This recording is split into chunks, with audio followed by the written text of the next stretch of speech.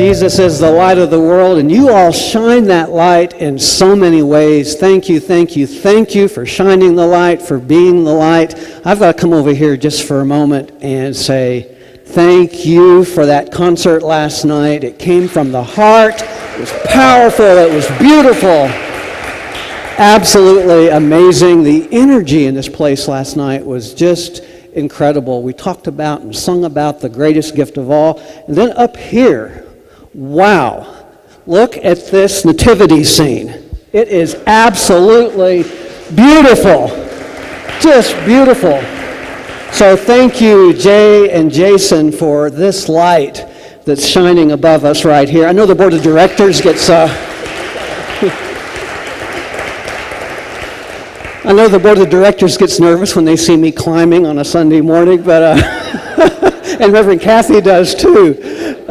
But there are so many ways that we can be the light. That is our call. This is a congregation that absolutely loves music. And one of the reasons we love music is because music has transformative power. Is there a song that has transformed you? A song that's been a part of your life story, your life song? Oftentimes, the most transformative songs come from a place where transformation is deeply needed. One such song is Amazing Grace.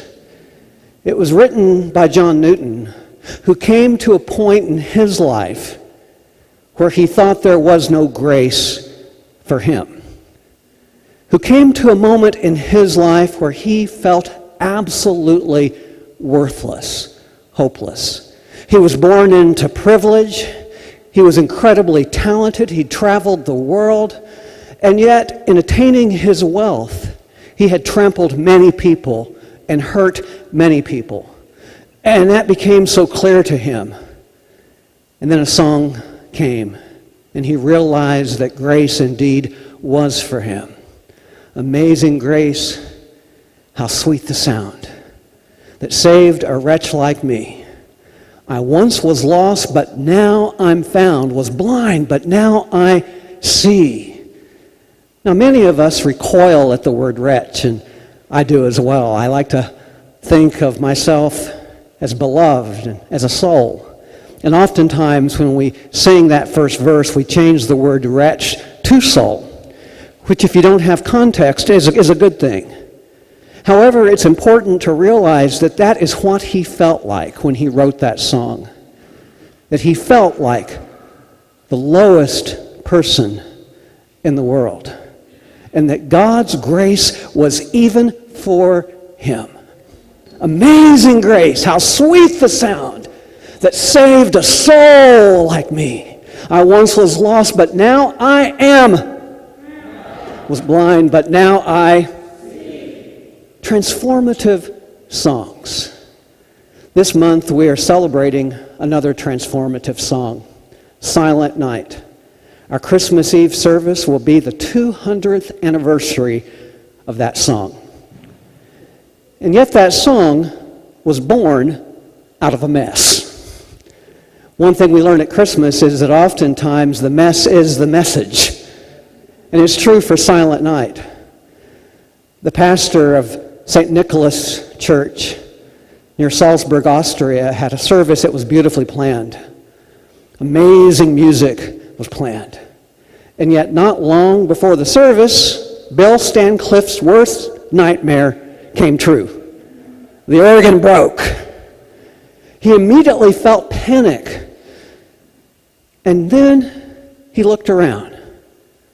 He saw the beauty of that sanctuary, that space. Joseph Moore saw the lights.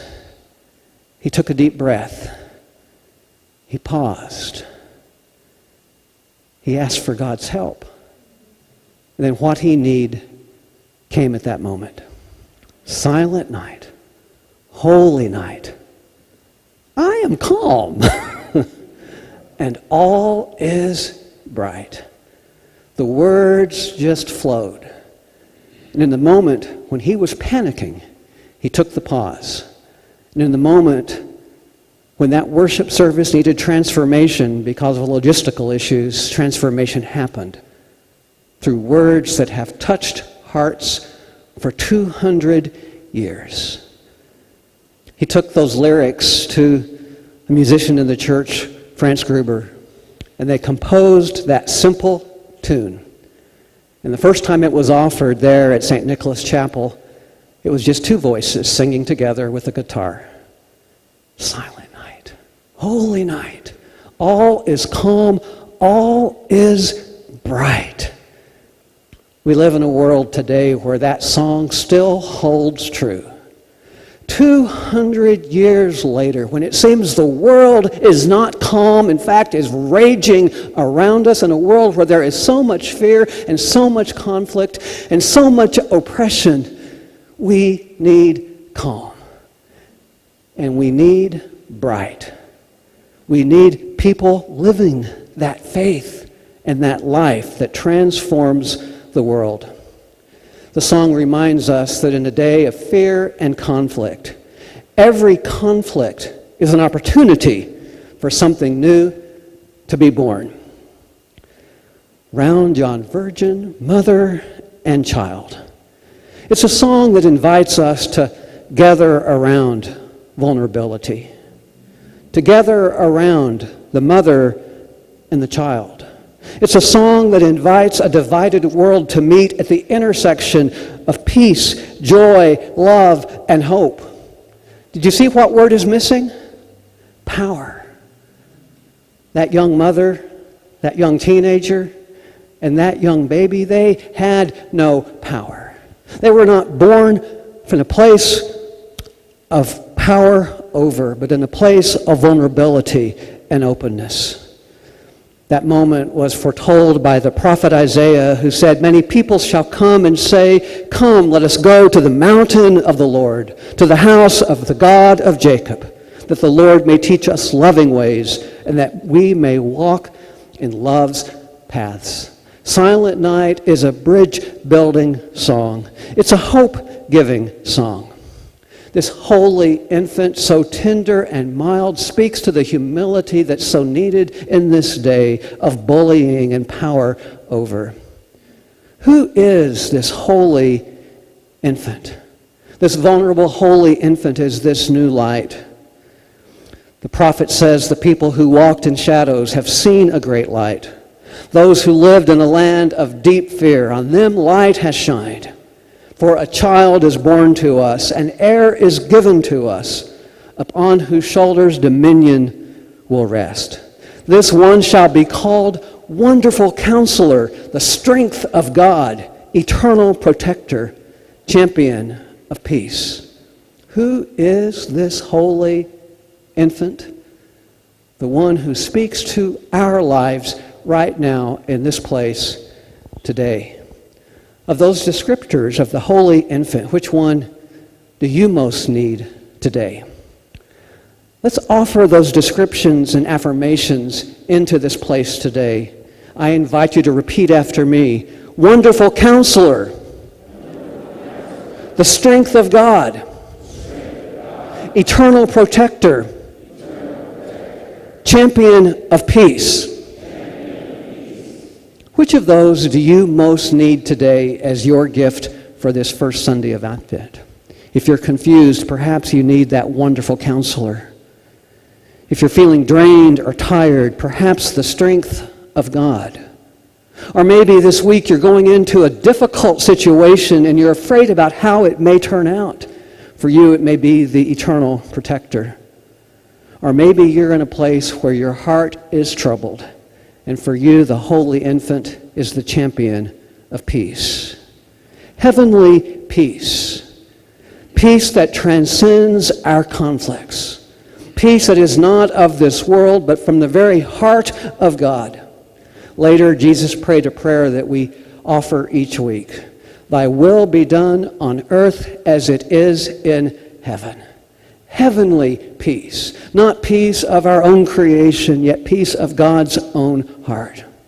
The invitation is to find the peace of heaven in the here and now of our real lives, to come together with our shared needs and hurts, and hopes and opportunities. Peace. One of my favorite places in the whole world is the United Nations headquarters, to go there and to be in that beautiful chapel, a place where people from many faiths come together and pray. And yet, just opposite the United Nations is the scripture you heard today. They shall beat their swords into plowshares and their spears into pruning hooks. Nation shall not lift up sword against nation, neither shall they learn war any more. Not the peace we create, but the peace that God creates through us. Heavenly peace for this time and this day. Our call is to do nothing less than to help bring peace on earth. Thy will be done, O God, on earth as it is in heaven. And so now the invitation becomes real. Not just to sing the song, but to be the song. The invitation today is for us to be peacemakers in this world. For the heaven in us to help create heaven on earth. Gareth Higgins was one who was involved in the conflict in Ireland and became a practitioner of peace building. He says this: there are lots of ways to prevent violence, lots of ways to repair its consequences, lots of ways to build beloved community.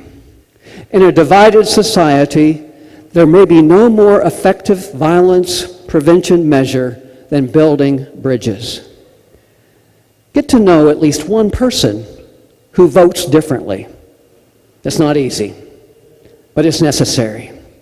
And the history of conflict transformation proves it works. Start with the person of different political views with whom you feel most comfortable, and just get to know each other. This is the work. We've sung the song, Silent Night, Holy Night. Now it's time for us to be the song. So I have an invitation for each of us today. Plan this week to have a peace talk. Politically, there are the great political peace summits. Have your own summit this week. It may or may not be over a political issue. It may be that there's a friend who you have a barrier with or a conflict with. Plan a peace talk this week with that one. I'm going to practice what I preach. I come from a family that is very much rooted in the reddest part of Texas. And I have a relative who wears one of the biggest belt buckles you've ever seen. And for a gun-toting Republican West Texan, that belt buckle could help protect one from bullets. We have very many differences in our lives. And I know we're not going to solve our differences in 1 week. But I can reach out to my relative and have a conversation and just say, I want you to know that I care for you. I want you to know that you mean something to me. Thank you for your prayers, and thank you for what you've taught me, and let's learn together. I invite you at this moment to think about someone in your life who you need to have a peace talk with. Plan that and ask the Holy Spirit to guide you in that conversation. As your pastor, I would like to support you in that work. So if you send me an email and just kind of lay out a little bit of what you're looking at, I will pray with you and respond to your email. And I'd love to hear some of your stories about how your peace talks go this week, your peace summits. Gather around that mother and that child. Look into their eyes, look into their hearts. Consider the holy infant, weak and yet amazingly able to transform the world. Sleep in heavenly peace. Rise up in heavenly peace. Walk in heavenly peace. Work in heavenly peace. Be a people of heavenly peace for this world and this time. And so we offer today these waters of peace, waters of baptism and renewal and new life, waters that invite us to be born again and again and again and again. We also offer here this oil of peace. In ancient times, it was the balm in Gilead, healing, and that's still true today. This oil is also the presence of the Spirit. During this time of response, you're invited to spend some time thinking about your peace talk this week, someone who you'll reach out to and build a bridge. You're invited to come during this time of response and kneel at the kneeler. You're invited to come if you wish and reflect by our Advent wreath. You're invited to come and touch the waters if you wish.